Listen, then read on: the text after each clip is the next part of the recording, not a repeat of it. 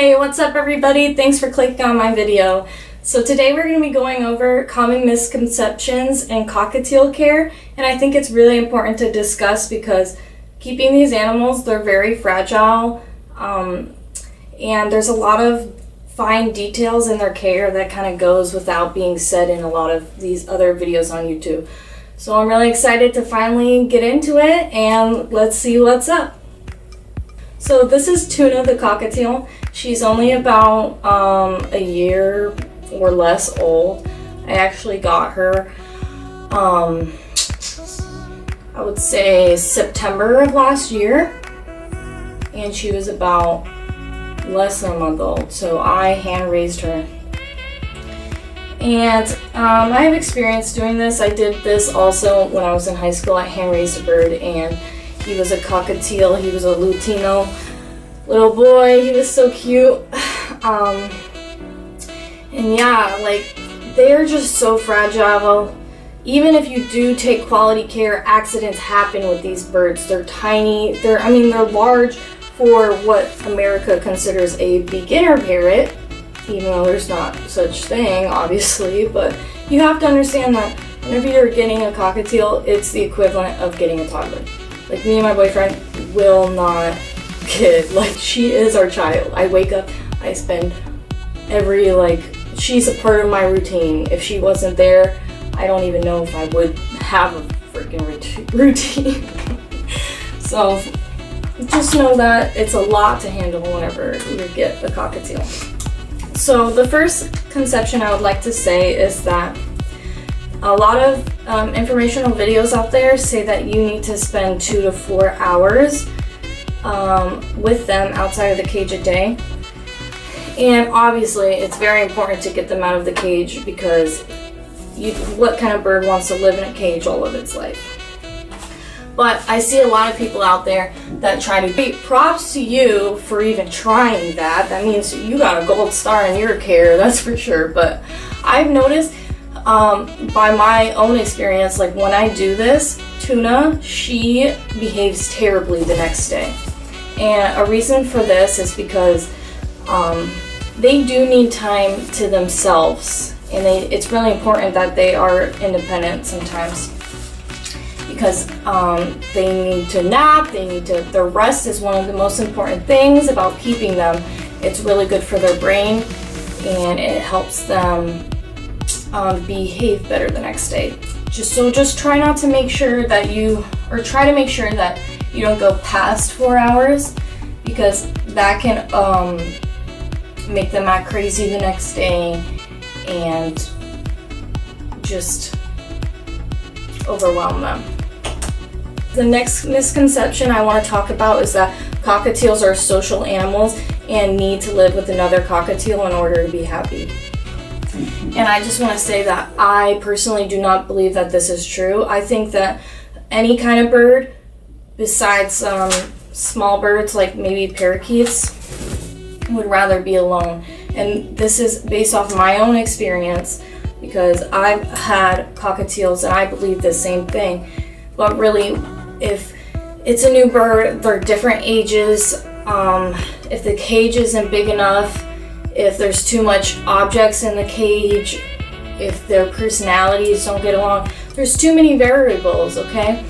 And the thing is, you can't just put them together, because sometimes they'll fight, they won't bond, and they won't sleep at night. We had a bird that we put Tuna with, and they were not the same age, and it just brought way more stress on him than it should have, and we ended up separating them and having to do 2 cages, 2 cleanups. It just makes everything a lot harder. So please learn from my mistake, and don't always assume that they need another bird to be happy, because this isn't true if you keep them stimulated and are giving them the necessary human attention that they need.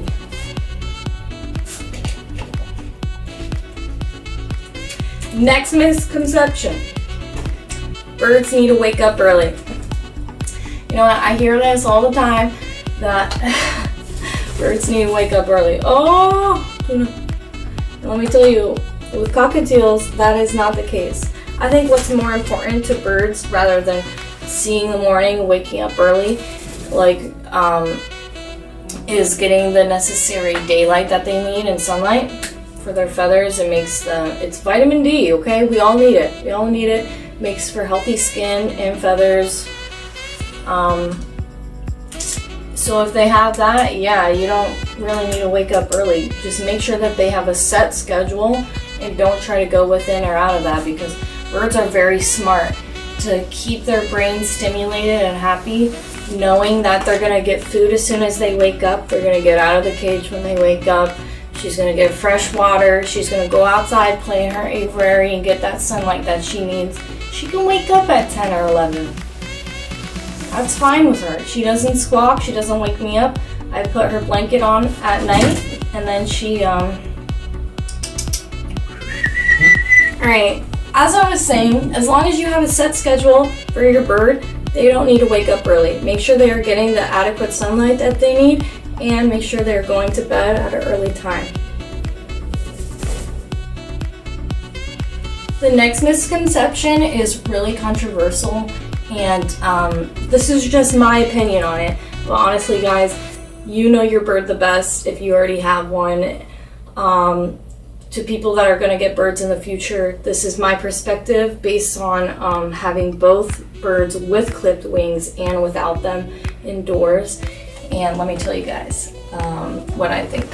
So I do not think that you need to clip your bird's wings when they live inside, because whenever I let Tuna out in the morning, the first thing she does is fly all over the house. Everywhere. It looks like she's going to crash and burn so many times. I make sure the ceiling fan's off. I make sure all the windows, all the doors are closed. You know, as a paranoid mom, I'm pretty freaking paranoid. But yeah, she flies, and the thing is, if I clipped her wings, she still would do this. But luckily, because I don't clip her wings, she is starting to learn the layout of the house, right? So even though cockatiels are very clumsy birds, and whenever you have one, you'll realize that, because when they land on you, it's like, woo! Ball is coming at you full force. But yeah, I don't clip her wings because she learns the layout, and it actually makes her go around objects more smoothly. Whenever I do clip her wings, I will notice that she'll crash into something. She's more prone to hurting herself. So it's just kind of me thinking what's best for her. For her in particular, that's not clipping her wings, because she's a clumsy bird. She will purposely hurt herself, it seems. So I like to let her use her brain. It's a giant map. She can use it and get around objects as freely as she wishes. Alright, the next misconception is the fact that you only clean the cage once a week. Well, as I would want and I wish that this is true, it's definitely not true. So let me tell you guys a little story. So I don't live in the best apartment complex. It's definitely cheap, it's definitely nasty, and I get cockroaches every now and then. And it's a big problem. So what I have to do to make sure that we don't get cockroaches is every 2 days, this girl gets a full clean. Full clean. The bottom of the cage, the newspaper at the bottom of the cage. She gets her perches scrubbed off. Every single day, she has to get her food and her water changed, and she has to get fresh food. Yeah. She's my child. I wasn't kidding. She's literally my child. So take that into consideration when getting a cockatiel. So you cannot place the cage anywhere you want. I don't know how many years it took me to learn this one. They won't let you. They won't. Wherever you are the most frequent in your house, that's where you should place your bird. Not in front of an air vent. Not in your bedroom. Not in the corner in the bathroom. You know, they want to be able to see you, and if they don't, they're going to squawk. They're going to be destroying things. they're not going to be happy, and they're going to let you know. So don't make this mistake that I did. Put your bird somewhere where they can see you, maybe in the living room, where they can see you watch TV all day and hear your voice, because that's really important to them.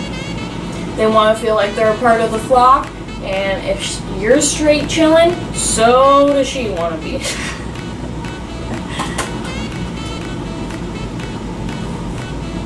My cage is in my kitchen, which normally I would say is a terrible idea because of the smoke that comes whenever you cook, obviously. But every time I cook, every time I use my kitchen, Tuna, she's going outside of her apiary. Okay, she's gonna go out there, she's gonna have a good time, she's not gonna breathe any bad fumes in. So I just do that. I like keeping it in my kitchen because I have hard floors in there, I can sweep it, I can clean around her cage very easily. It's away from where I'm normally, it's away from where I'm normally eating or relaxing or anything like that. But she can still see me watching TV or sitting on my couch or any position where I am in my living room. Tuna can see me, and that's what's most important to her at the end of the day.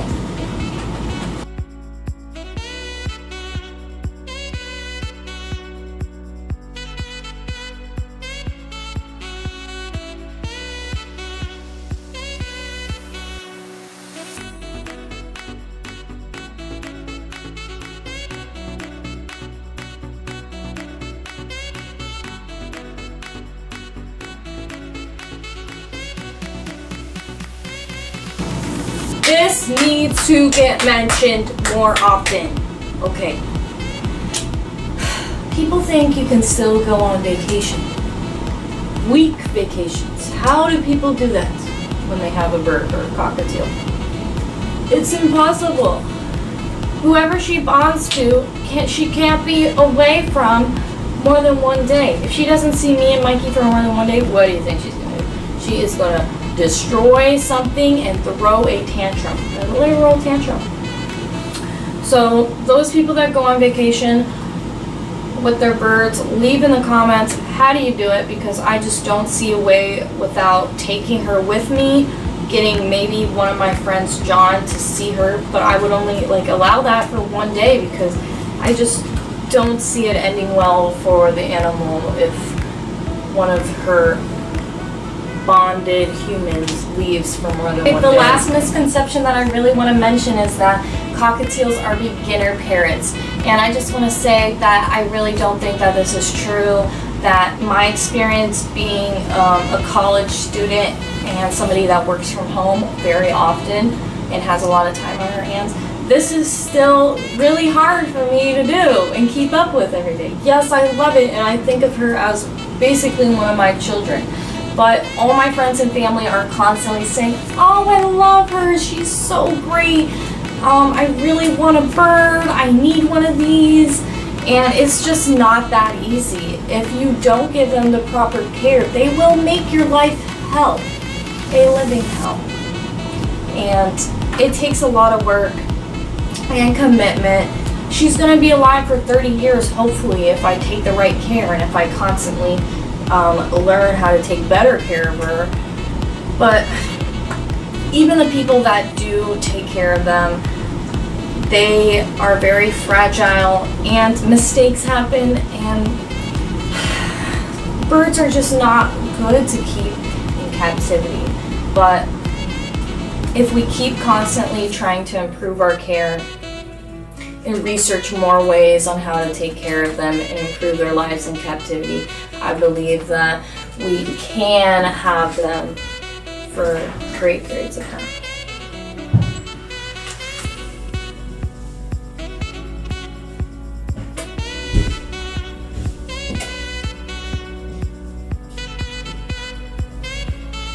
Alright guys, those are all the misconceptions that I have for you today. Remember, nothing is impossible and everything could be circumstantial, so just make sure that you guys are keeping up on your research.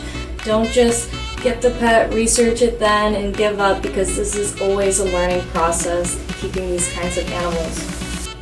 I really wanted to recommend that You guys go check out Marlene McCohen's channel. I really like her because she has a lot of educational material on how to responsibly keep parrots and birds. So I'll leave her in the description.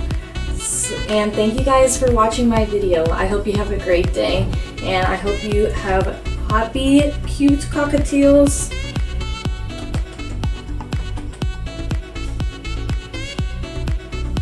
I think keeping cockatiels can be a really rewarding experience to those who have patience and know how to pay attention to detail, and also really love animals in general. So if you think that these are the birds for you, they will teach you responsibility and how to develop your character anyway. So have a great day, guys.